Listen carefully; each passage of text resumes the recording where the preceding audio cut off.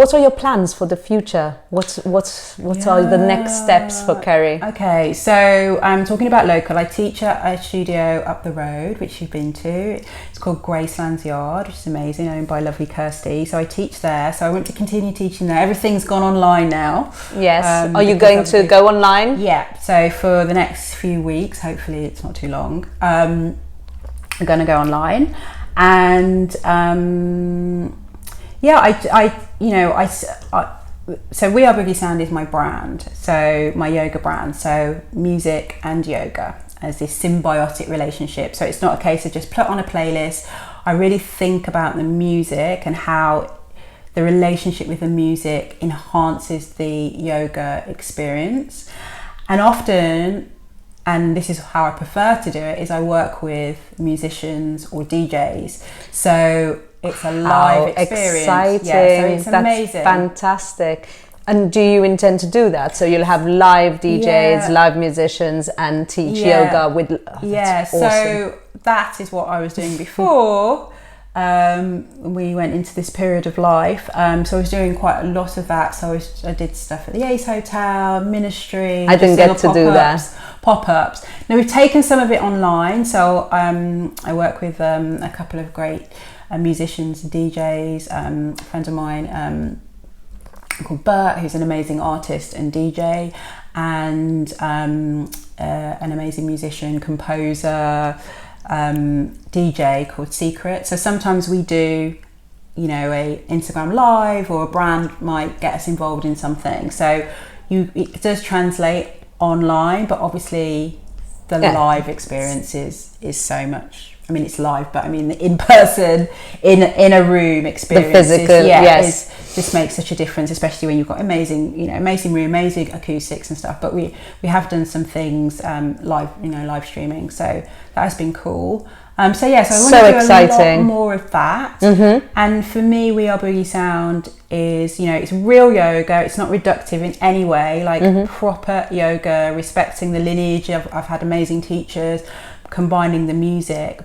But as well, what's really important is that, I wasn't into yoga, and there's lots of people that wouldn't try yoga for a whole range of reasons. They don't feel like they're fit enough or bendy enough, or they can't do touch their toes and all that kind of thing. It doesn't feel diverse or inclusive to some people. So for me, it's really important that, and this kind of helps. I think the music aspect of what I do really helps as well, because people kind of reappraise what they think yoga is about, and they're like, oh, you play music in a class, and I'm like, and they're like, oh, I love music, so maybe I'll give it a try. Or I'll say, it doesn't really matter what fitness level you are. You can, I teach sometimes a very hard asana class, but we can make the class, I teach a beginners class, fundamentals class, so it can change their lives just like it changed yours. Exactly. And I feel like I was speaking to somebody earlier, the core of yoga is meditation. So yoga is a moving meditation. So it's about breathing, the connection between the breath and the movement of the body, which can do amazing things for your mind, as you said. And I kind of feel that's everybody's universal right to have that, because it is, it can really change so much for your mental, emotional health, how you deal with things, everything, especially now.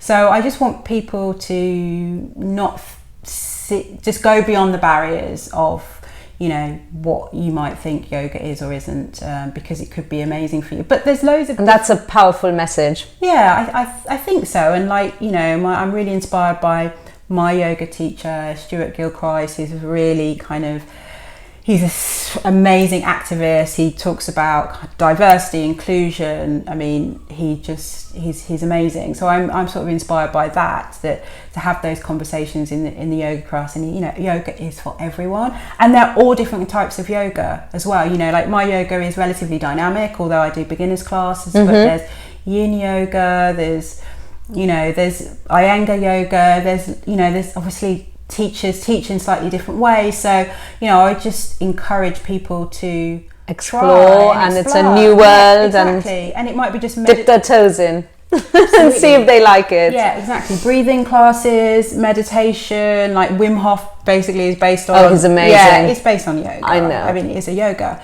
You know, sound meditation, so, you know, gong therapy. I mean, there's so many things that can really help. So I just kind of want to open people's minds maybe that think it's not for me for whatever reason.